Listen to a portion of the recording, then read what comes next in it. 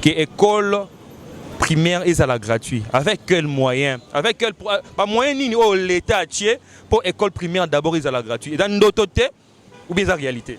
Et ça la réalité. Bozoye ba mutongo zolo bate. Mutwana batebele bazoye bate. C'est un diplomate.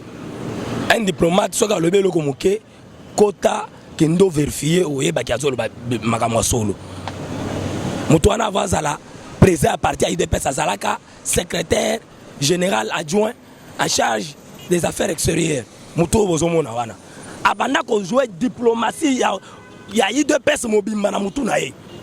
Kosakana te mutu wana banda ko longwa azokende poto bozoye bake azokende osala makambo ya famille na ye mais azokende ko azotambola na makambo ya peuple na sac na ye azotambola nango bato bazoye bate. Eza facile et puis ekozala nango facile. École ekokota ofele bana bakotanga ofele eza ke tozo linga kiteke no tozo linga ba jeune batanga classe ozotanga classe ba parents ba yeba ko s'organiser parce que ba parents ebele baza ba incapable la kofitela bana classe pona nini misala ezate mbongo ezate mutu akomi kokoma na ndako na ye c'est que moya kolia eloko kolia biloko kolia ezaka biloko ko belisa mutu te. J'avais entendu et j'ai vu. Félicitations à Congo Promo TV. Igela coiffe ikote Papa na Kerwan éternel Kenaya Kanda Taba ikote Sensi Nganda Taba Fenenene Nganda Taba Chez Hugues la coiffe ikote Papa na Kerwan éternel Kenaya Au 174 avenue Aristide Briand, 93 320, les pavillons sous bois. À la petite porte à gauche, association Hugues Ikoté.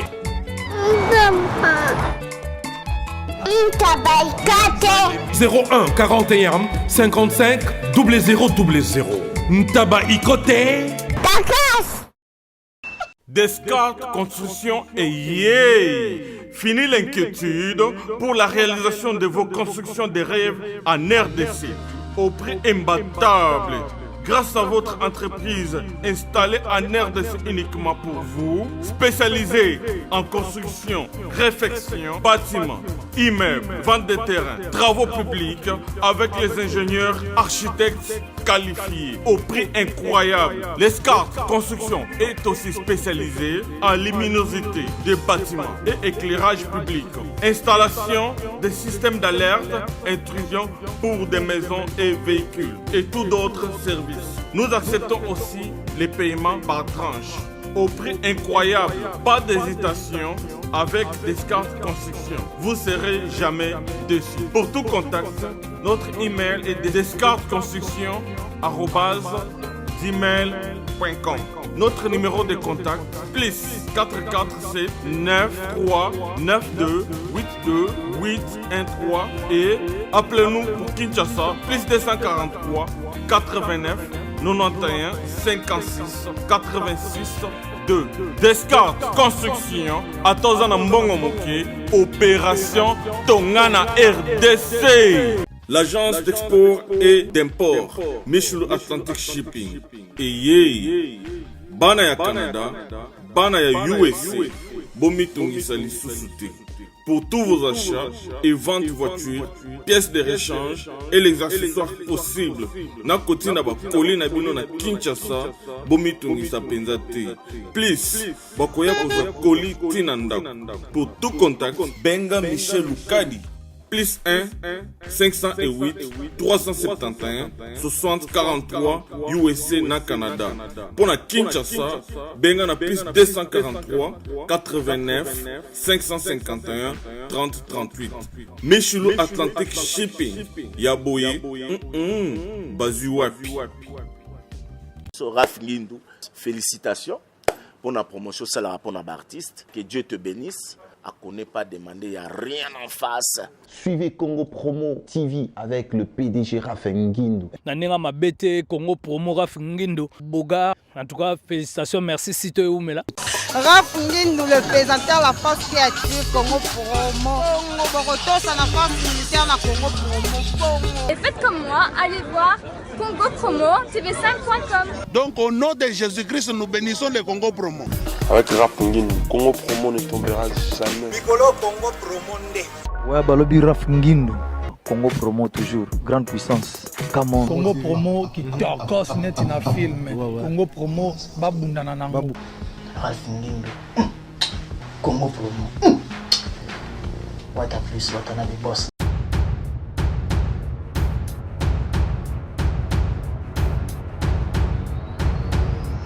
Mesdames et messieurs, bonjour. Merci de rester sur votre chaîne Congo Promo TV et dans cette émission qui est Excellence.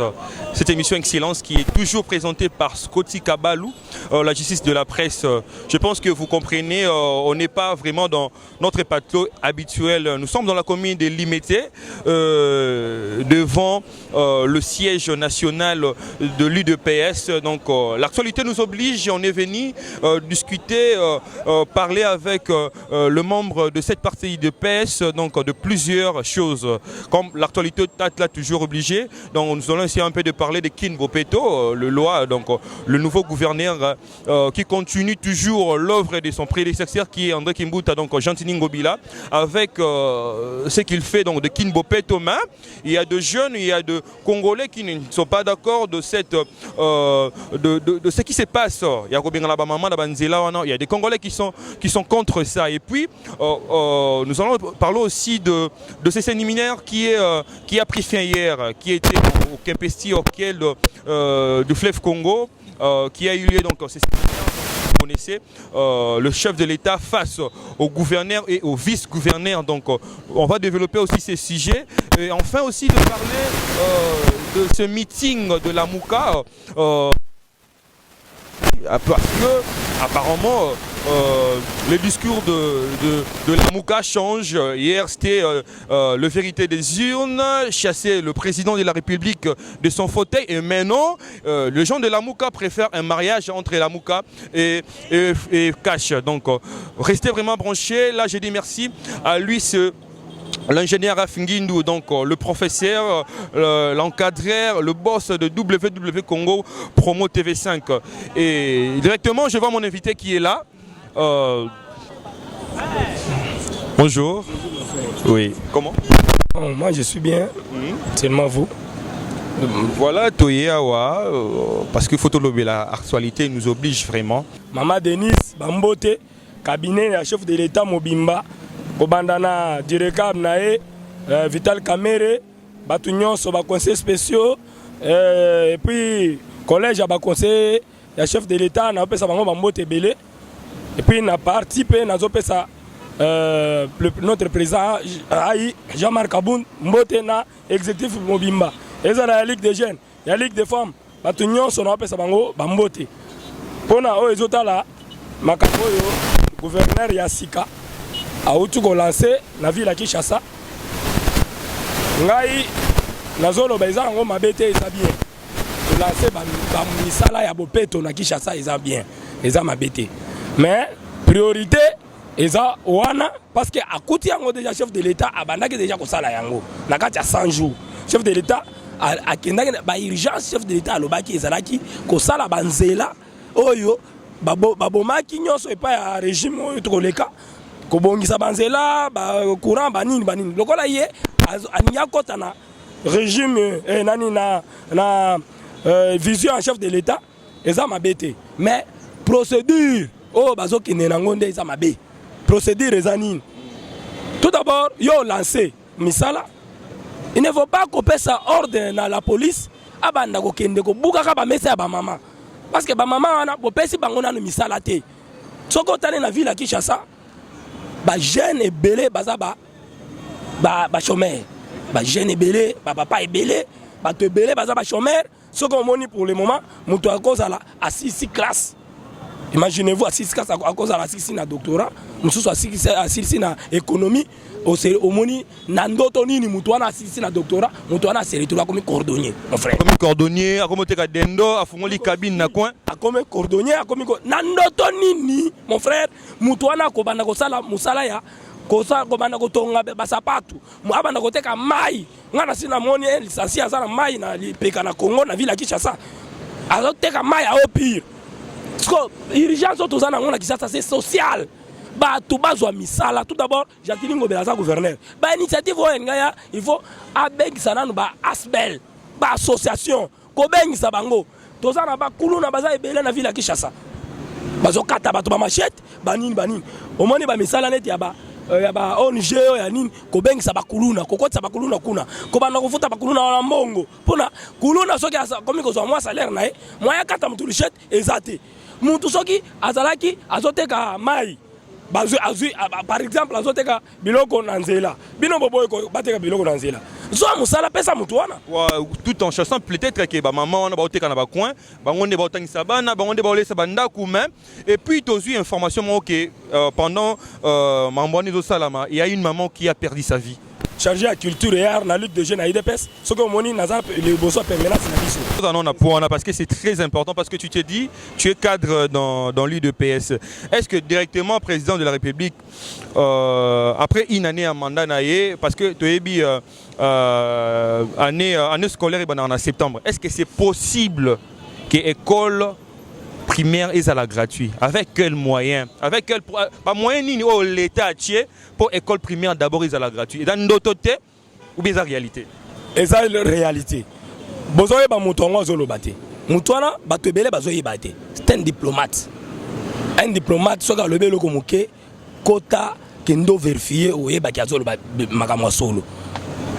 Mutwana vazala président à partir IDPS azalaka secrétaire général adjoint en charge des affaires extérieures. Muto bozomona wana. Abanda ko jouer diplomatie ya IDPS mobimba na mutu na ye. Kosakana te mutu wana banda ko longwa azokende poto bozoye bake azokende osala makambu ya famille na ye mais azokende ko azotambola na makambu ya peuple na sak na ye azotambola nango bato bazoye bate. Eza facile et puis ekozala nango facile. École ekokota ofele bana bakotanga ofele eza que tozolinga kiteke non tozolinga ba jeune batanga classe ozotanga classe ba parents ba yeba ko s'organiser parce que ba parents ebele baza ba incapable ko fitela bana classe pona nini misala ezate mbongo ezate mutu akomi kokoma na ndako na ye c'est que moya kolia eloko kolia biloko kolia ezaka biloko ko belisa mutu te biloko kolia ezate mpara combien incapable soki mwana azobetele lisolo ke babengani na classe à répondre. Et le Kouana, chef de l'État, a zobo et le Kouana, il faut, les parents, ils s'organiser dans une année. Les parents, ils s'organiser, ils misala na bango, après une année, bana école secondaire, on a foot, bon, moko boye, minimum.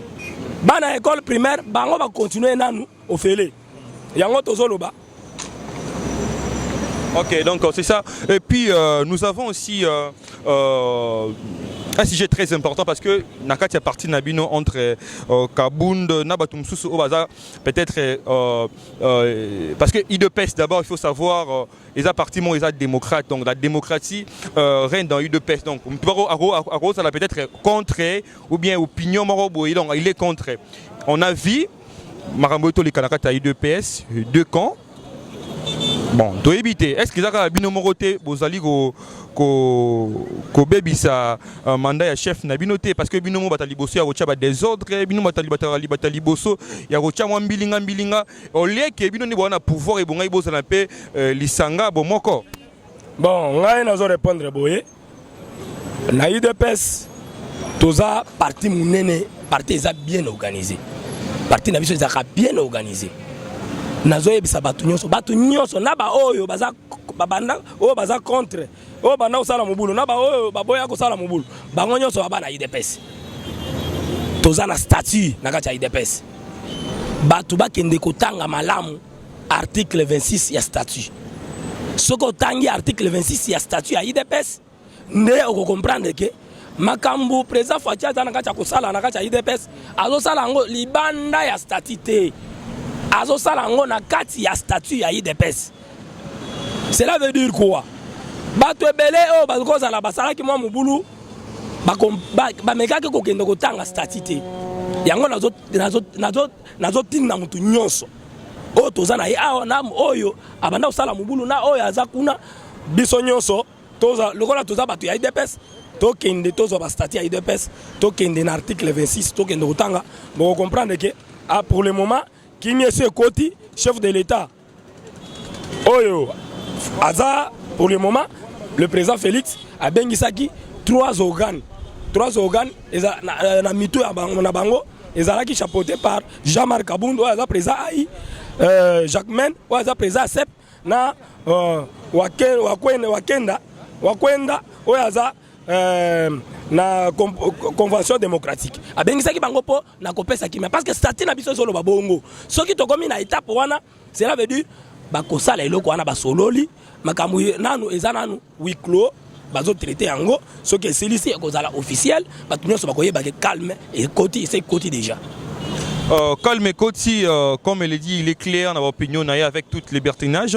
Et puis, tout le monde a un meeting la fois passée à Kisangani, donc Martin Fayoulou m'a dit, na Kisangani, tout le monde a dit, bon, population répondant qui est vraiment présent. Mais on n'a pas compris. Apparemment, le langage est vraiment changé. Parce que jadis, c'est qui la vérité des urnes, nous ne voulons pas de chef de l'État. Et maintenant, là, c'est que Martin Fayoulou dit que la population, la vérité des urnes, il faut chef de l'État démissionner. Car la même population, c'est qui est cash et divorcé dans la FCC. Pour s'allier na bango comme la mariage à Sika, batambola yelongo. Na ebité nuance soit nos hommes en Bandeko, biso toza parti au pouvoir. Biso nde tozo lakisa mokili mobimbaki. Parti au pouvoir mais avec une coalition. Salut coalition mon frère. To biso to koboya coalition te. Coalition wana ezaki nini? Il faut boye baké chef de l'État amto mayele belé. Azam to mayele belé parce que chef de l'État binonyo so boye bike.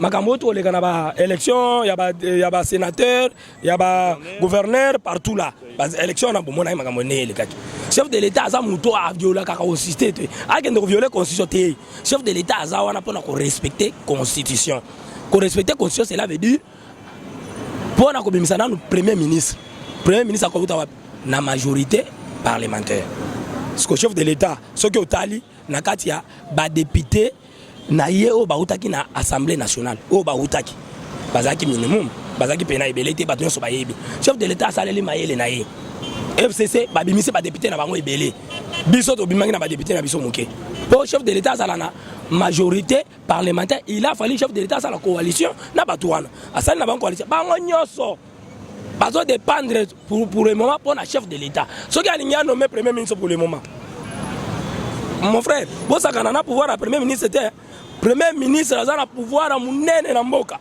chef de l'État ko nommer mutu na ba sentiment chef de l'État ko nommer mutu oyo azouta na mutema na yi cela veut dire quoi chef de l'État pour le moment net biso pour ça la biso ça chef de l'État a nommé biso mutu a IDPS parce que mutu a IDPS wana azali na kati ya cash na coalition wapi na kati ya FCC bon pour na yo premier ministre fa uta na kati ya IDPS fa uta parce que biso to na posa premier ministre na biso na uta na IDPS na biso to kamba mboko na vision chef de l'État parce que IDPS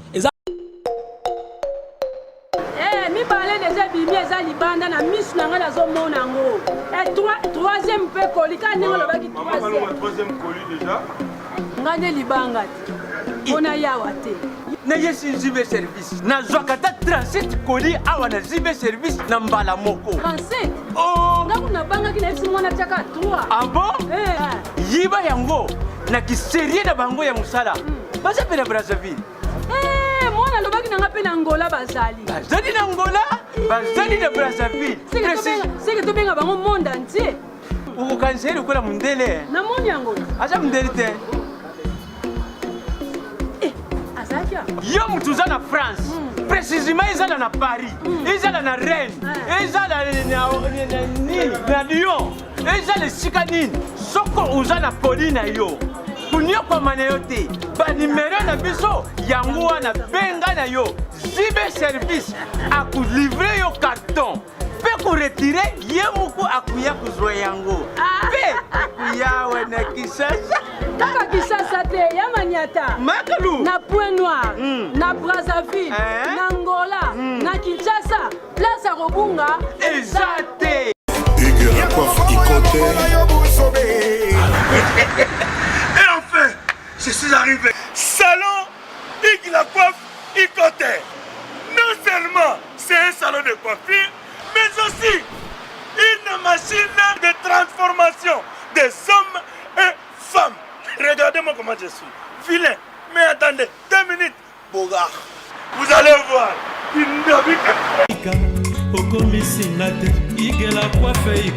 Hugues la coiffe Ikote.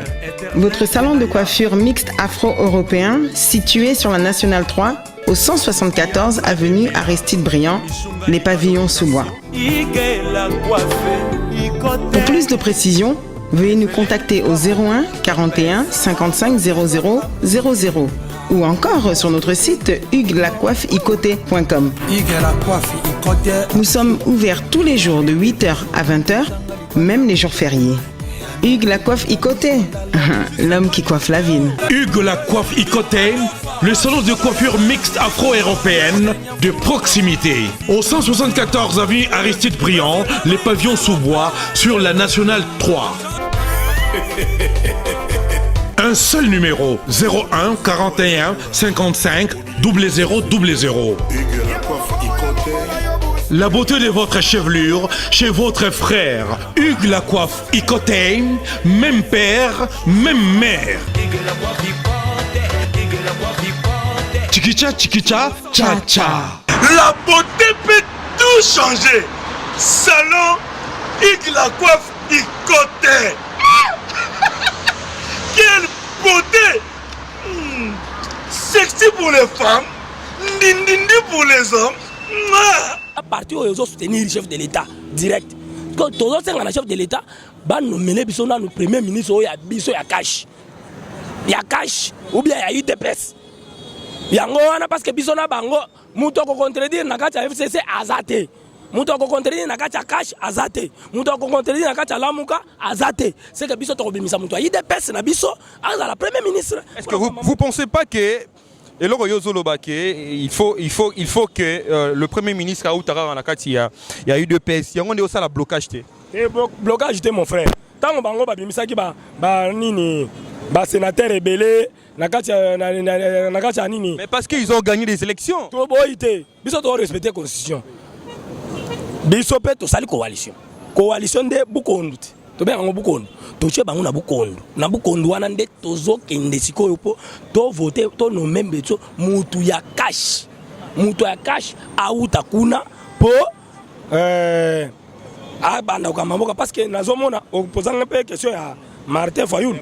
Martin Fayulu banda kala soki bomoni kolobana ye bango bazabana biso tolobani UDPS au pouvoir, il n'y aura plus de l'opposition au Congo. Les seules oppositions au Congo, c'est l'UDPS. Cela veut dire quoi? Si aujourd'hui l'UDPS est au pouvoir, ataba tumususu basale tout moi opposition na bango ya mike. Et ko sale loko mon côté. To yebisi bango ke ndenge babandaki nanu, hein?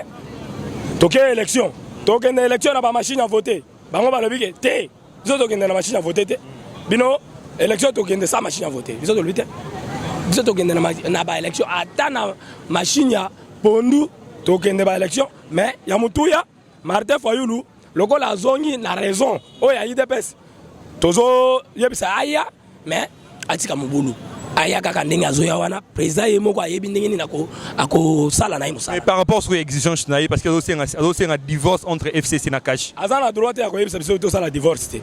Kaka ndenge azoya wana mayelo ya UDPS ndenge to sala ki coalition wana ye akoya ko imposer biso te biso nde to kolakisa yeke mwana longwa kuna kende aw parce biso nde to zokamba biso nde to lakisa bango place akonyata na place akolongola lokolo biso so to lobite bazana bango bazana conseil moko ko pesa biso te Martin Fayulu wana soko tali bien bato muto a compléter ba salité na ville ya Kinshasa muto na élection en 2000 si je me rappelle bien 2006 muto place ya ata mombole muto asala ke muto bimanani parce que muto atire biso ba fulo na ba salité et ça Martin Fayulu Martin Fayulu muto akenda ko voter Kimbuta na salaire à Kimbuta bakabolaka na Martin Fayulu siko lelo akoya ko pesa biso conseil nini na kati ya nini ya pouvoir à Félix na Martin Fayulu na bango bato alamuka nyonso wana neti ba muzito bato arkisenga ne bazaki wana basala eloko te na kati ya ba province na bango. OK. Et puis j'ai aussi une dernière question par rapport à l'entretien de Tonango Lelo. Tout le monde a séminaire où Salamaki na Kempesti auquel na fleuve Congo entre le président de la République, naba nouveau gouverneur et vice-gouverneur. Où tout le monde dit que chef de l'État a pesi bango mitindo que azan a besoin de gouverneur wana va travailler selon vision naie. Mais à tout en chanson que le gouverneur wana nyonso ba uti wana ba FCC presque bango tout la majorité ba FCC. Est-ce que c'est possible? Parce que bango dans la tête na bango ba une vision ya Kabila mambo Kabila. Est-ce que c'est possible mariage wana ba vision et salama et puis chef de l'État pena a réussir mandat naie? Bon, séminaire wana soki omoni chef de l'État asali yango pambati. Ayebi ke ba gouverneur rebelle wana ba uti na FCC. Et puis il faut ba gouverneur wana balanda vision naie. Tant que ba vision chef de l'État eza système to lingi to longola système ya liboso ya système Kabili. Système wana ya mabe to longola ngona to déboulonner yango to longola ngona misisa. Yango tozoloba ba gouverneur wana tant chef de l'État vandi na bango a tebisi bango. Somoni alors azoloba na bango après 3 mois il faut chaque province ba pesanga évaluation. Cela veut dire quoi? Chef de l'État azana posa yake na province nyonso ba na province wana ba originaire à province wana ba sepela na régime nae ba sepela ndenge ye azoka mamboka c'est que ba zala na avantage na makambo ya azolinga bango bazala nango parce que ba gouverneur rebelle ce qu'on moni bien ba sala ka makambo na ndenge na bango na régime à Kabila so moni bien ba msusu ba mi pesa ba komo ba Jack Boer gouverneur ya province akoma Jack Boer azoya na nzela batu bazo pakata mbango azoboma batu sans pitié siko biloko bongo na régime ya bana nzambe soto bana nzambe yo so mona na Congo oyo président nini abima na Congo ba akeko ko fukama na se ya basala nzambe po babondela pona ezala Maréchal Mobutu ezala Ngubu ezala Mono ezala nani mutute kaka mwana nzambe oyo zo mona o batindi et pas nzambe. Ok, je pense que on a presque évolué dans tout au Loba. S'il faut dire un dernier mot, parce que nous avançons vraiment, on est vraiment talonné par les temps. Un dernier mot par rapport à ce sujet tout au Sali, faire une analyse. Il y a émission au Sali Lelo au rôle de la téléspectateur et puis donner ton numéro au héros ça la paye sur bien, tout le monde va contacter ou pas contacter. Bon, ngai nazo yebisa bandeko ba Congolais nyonso. Ya libanda mboka ya kati ya Congo bisika nyonso bozali bomona nanu ke régime masika ye kimia eza na mboka mutu akosa bino te kimia eza na mboka mobimba mpona faci vite onga na bengaka Mandela Junior le président oyo ba Congolais na ba misi na se amaye bazolinga yango nazoyebisa bango bozala na kimia oyo bazalaki ba réfugié bakimaki mboka bazonga oyo bazalaki soki wapi boya toya kosala na bino musala na voir afachi muto akosa bino te musala ezotambola awa na ba province misala ezotambola 100 jours ezalaki lancement tozo continuer nango misala ezotambola tozo linga siko social ezobanda makambo ezotambola tozo senga na chef de l'État ba jeune il faut bazwa boulot. Chef de l'État a imposé ba gouverneur batsale la esprit na bango ya FCCT ba jeune nyonso ezala ya Lamuka ezala ya FCC ezala ya cash il faut ba jeune bazwa misala ceux qui ba jeune bazwi misala chef de l'État congolais moko comme kozwata au moins $500 par exemple par mois je ne pense pas que muto kozala contre yote yango nazo senga na batu nyonso ceux qui vont soutenir mokonzi ya mboka te boza bandoki Fayulu a soutenir ye e bongo bino boko boya eti wapi muto azosala bilemba malamu boy yango nazoloba mutu nyonso bisika azali censé ya soutenir chef de l'État tozala na kimia mutu akosa moninga te tozoyebisa nazoyebisa message musu nazoyebisa bandeko na nga ya este nayoki lobi bato bakufaki na este kuna nasi nayebisi chef de l'état na émission tokosala la tribune du peuple lelo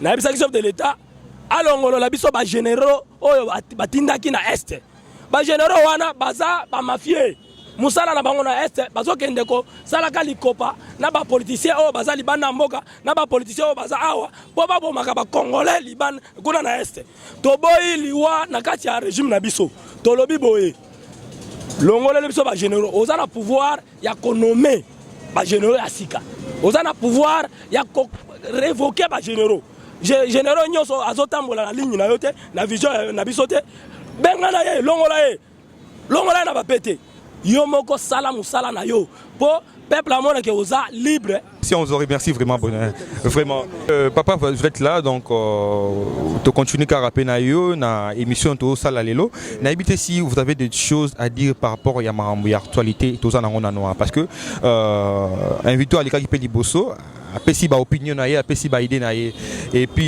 par rapport au nom ya Kin Bopeto.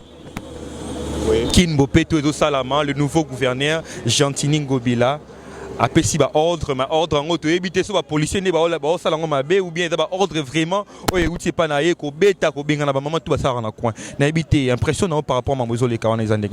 Oui to loba boyeke omoni gouverneur a koti oya azana programme te a osta biloko na désordre yango omoni ba séminaire bazo pesa bango vision ezali omoni a koti sans programme oyo kanaki ya yesu na éviter alobaki ke akobanda na consultation après dialogue na population après abandi action na ye mais to moni na terrain te to moni ka basoda bazo ke panza maman yango to moni ke programme ezate azana moi problème alors na ndenge oza gouverneur okoti na mboka il faut nana ko sélectionner ba problème au moni problème o ba bengi tel c'est un problème pour moi il faut na résoudre ango donc c'est dit qu'il faut appeler une solution il faut une solution durable.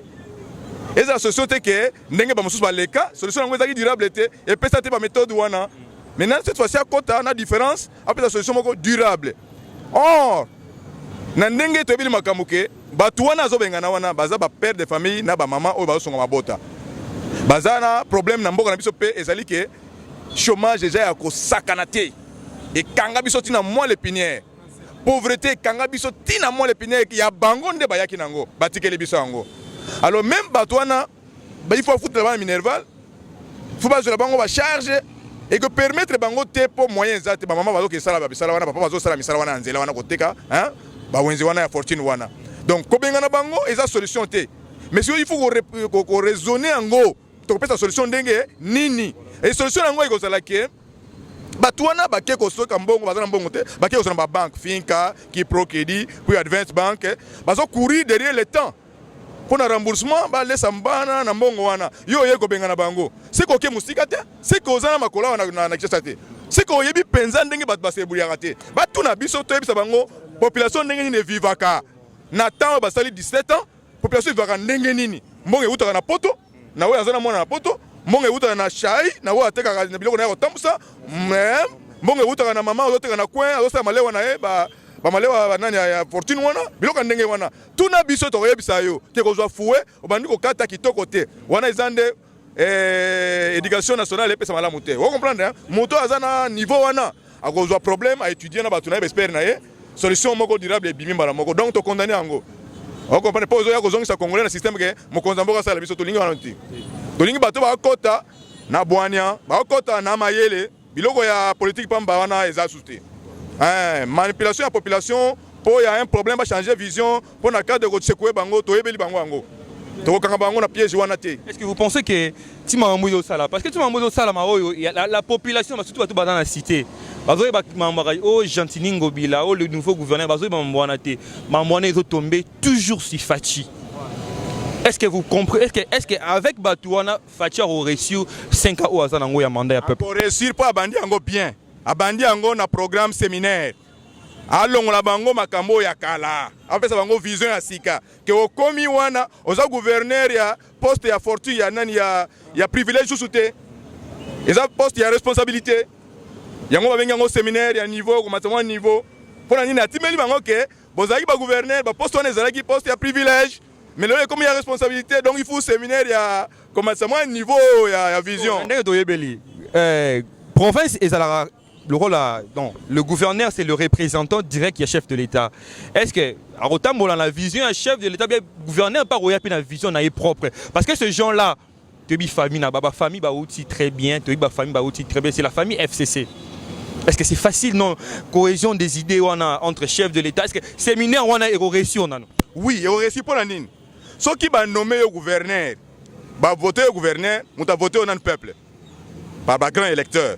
Vous savez ce que c'est comme gouverneur. Donc on a une responsabilité double. Il y a population par grand électeur, on est responsable les sous parce que président de la République, on est représentant naïe. En tant que représentant, il y a chef de l'État, on a une responsabilité naïe. On a un devoir, un chef de l'État. Alors on a des signes et ça passe.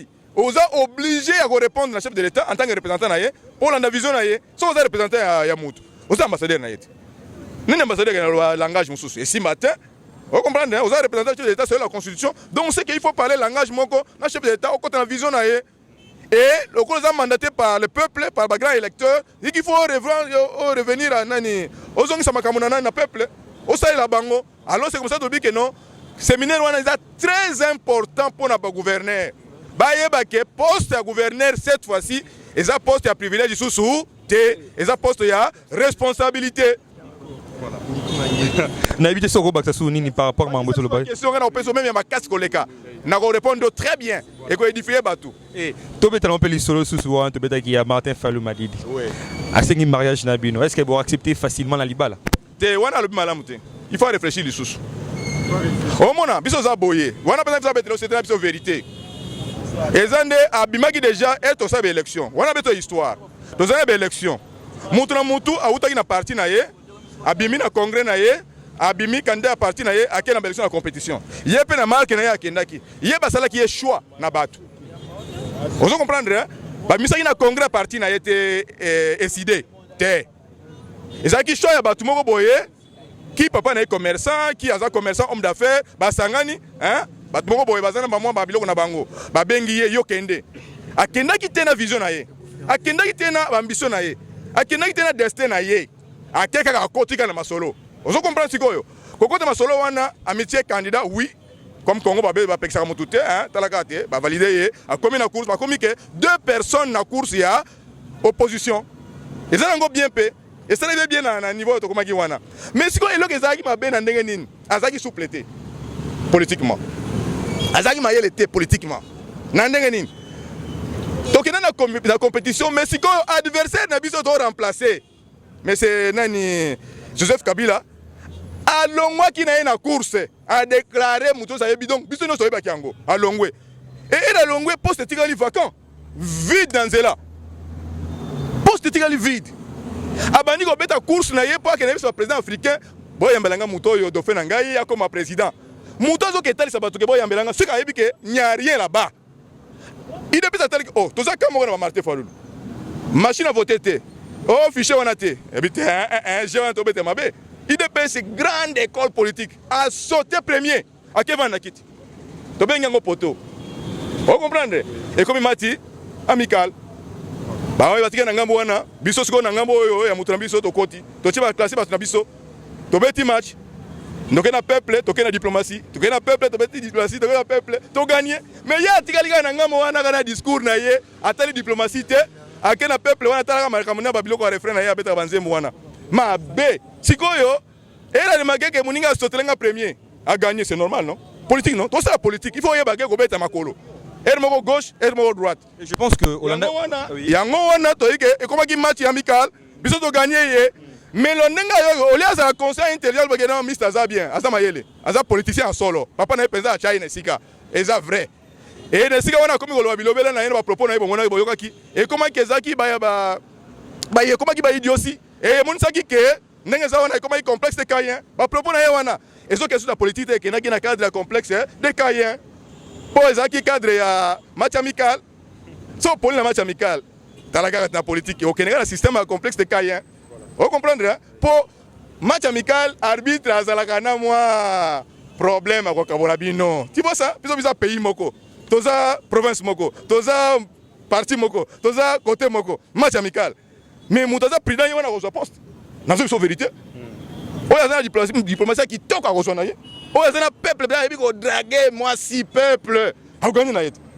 Et puis, je pense que vous avez suivi l'émission Moïse Katumba Salaki, qui est le coordonnateur de 3 mois pour la Mouka. Je pense que tu as suivi cette émission. Oui. Ils sont plus cohérents avec Martin Fayulu. Moi, je suis cousine interne na bango, moi je suis le peuple congolais. Alors je rentre au pays pour aller voir mon peuple. Je vous dis, je profite devant votre micro pour dire que M. Moïse n'a pas un peuple en RDC. Excusez-moi de vous dire ça. Il n'a pas un peuple. S'il n'est pas un peuple là-bas, là où il vient, parce qu'il se ressemble quelque part, donc il ne peut pas imaginer comme ça qu'il y a un peuple dans RDC pour aller à mon peuple. Il n'y a qu'une seule personne qui a un peuple. C'est Félix Antoine Tshisekedi, qui est président de la République, qui peut dire que non, j'ai un peuple. Lui ne peut pas parler comme ça. C'est comme ça qu'il dit qu'il doit faire beaucoup d'attention.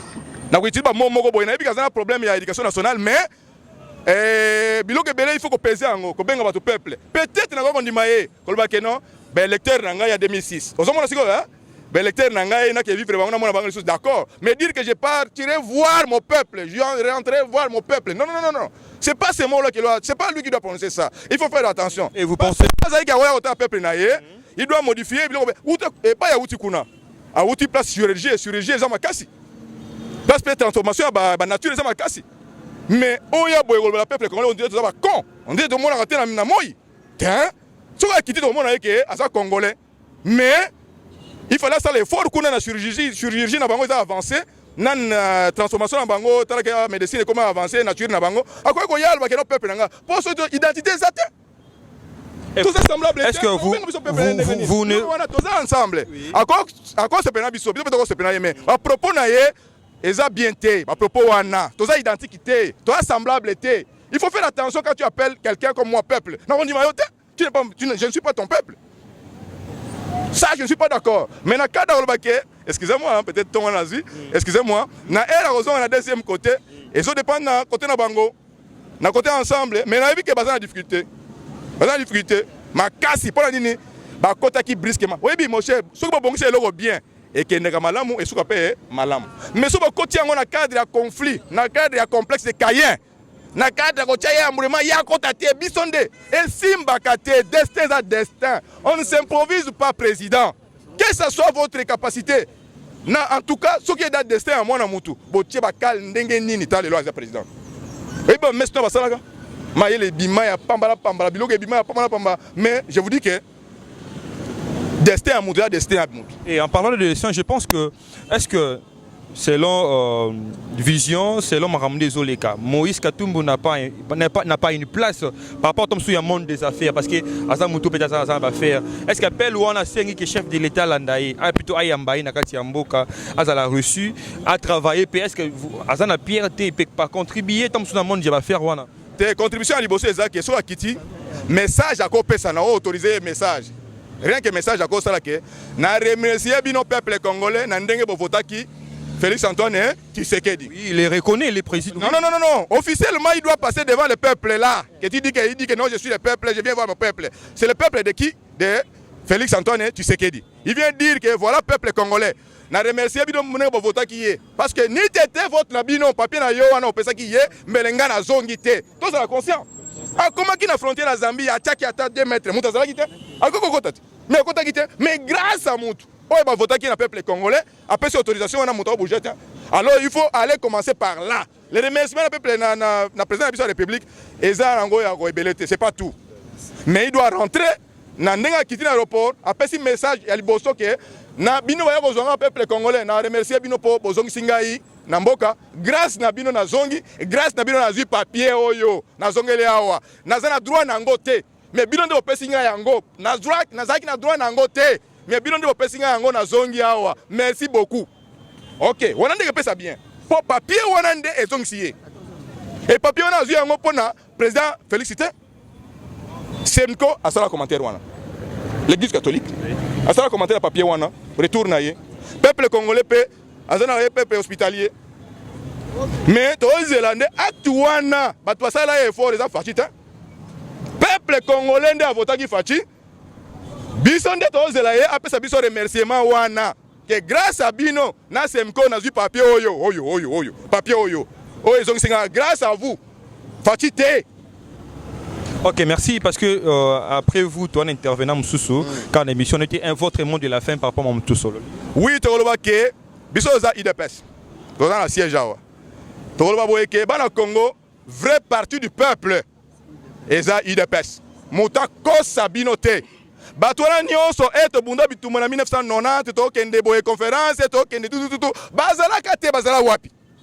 IDPS toujours mon asala kaisore alieza là boina boy c'est IDPS pour combattre pour gagner mboka bana bete bandundu bana beta ba Congo ya Kinshasa ba ina yoske wa Kikongo mume kwisa sana usonga benunde vérité ke kwako mambote ke kwako luzin ke kwako lufu ke kuna mambi nyonso ke kuna bantu ina ke ba commerce ba minkiti bota pesa ben ataki mave groupe ina nyonso bo vandaka na 1+4 bo pesa bana Congo ki saluve pauvreté ke le kaka bo kota ba ministre pendant 5 ans bana kwilu bana kwango bana maindombe ataki sal bo pesa bantu ve ataki mave benu landa bo ve benu kwisa na IDPS benu sosela ba soli la IDPS benu kote na IDPS benu kwisa fait vana mingi betu basa ba député na bandu ya IDPS bota changer bol na betu kaka nde bantu ya IDPS ta kwisa na bandu sala uyirika bandu bana ina kuna nyonso ke bantu ya bifufu bota yirika ve benu pona betu benu zola betu benu vana betu betu soutenir betu nyonso mbuta nkongolo nyonso baada kuba Félix Antoine Tshisekedi. Yandi kaka,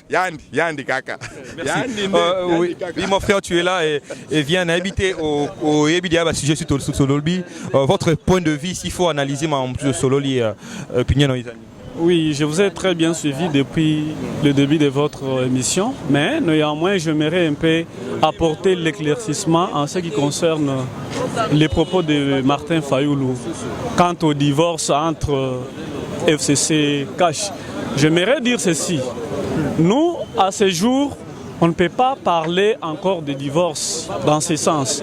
D'autant plus que lui, Martin Fayoulou, était le premier à avoir la chance, plus de chance d'ailleurs. Il vous souviendra lors du discours de l'investiture du chef de l'État.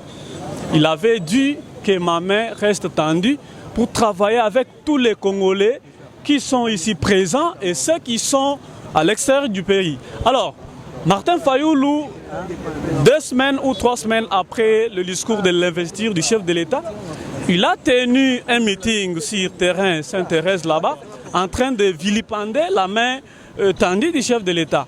Et maintenant, à ce jour, il doit revenir pour nous dire qu'il doit chercher à travailler avec le chef de l'État. C'est un péché, la démarche, c'est un péché ou quoi? Ou bien il peut être facilement reçu par la famille Cash, ou bien comment c'est praticable net tout le monde membre de qui n'a poto entre ma partie tout va signer mais quand même, Félix il s'est retiré. Martin Fayoulou étant qu'un humain, à Rosa la paix horaire, mais à Zongine a raison. Est-ce que Boyamba est facilement? Vous savez, Etienne Tshisekedi le fait disait une chose. En politique, aucune erreur n'est permise. Vous pouvez commettre une petite erreur aujourd'hui, mais plus tard, cela va vous rattraper. C'est pour vous dire quoi? Monsieur Fayoulou, après avoir connu tout ce qu'on a connu en Genève. Il vous souviendra lors de Genève. Martin Fayoulou était, je dirais, l'enfant chéri de président Félix. Avant même que Vital Kamerhe soit rapproché, c'était vraiment Fayoulou qui était le plus proche du président Félix. Et c'est à partir de la Genève qu'il s'est trahi lui-même. Et à ce jour, je peux vous dire que, quant à moi, c'est déjà tard que Fayoulou vienne encore se rattacher au Cash ou bien à président Félix. Ok, voilà, je dis merci parce qu'on est vraiment talonné par les temps. Quant à moi, je dis merci à tous les abonnés de Congo Promo TV, vous qui ont suivi cette émission. Donc restez branchés et abonnez-vous massivement dans cette chaîne et sur cette émission. Donc on est là, on est dispo. Notre numéro est sur le bas de l'écran. Contactez-nous pour les émissions. Donc restez branchés. Prochainement, on se retrouve. Au revoir.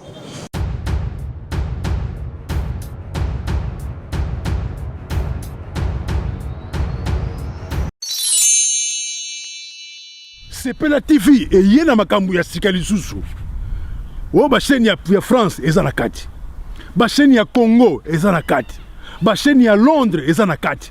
Olingo na makambo ya politique ya sika o parti AA eza na kati, o parti BB, o CFAIO eza na kati. ya Sepela TV. Bouquet comme ya bouquet boy. O tina poche voyager na ngokeno partout lingi. Na bouquet no ya Sepela TV. Sepela TV. Même ma biso n'engozo même biso wana 4K. Machine ma daka daka. Sepela TV. Bienvenue dans le monde de Sepela TV. Sepela TV est le décodeur qui vous permet de suivre les chaînes du Congo en direct de la diaspora.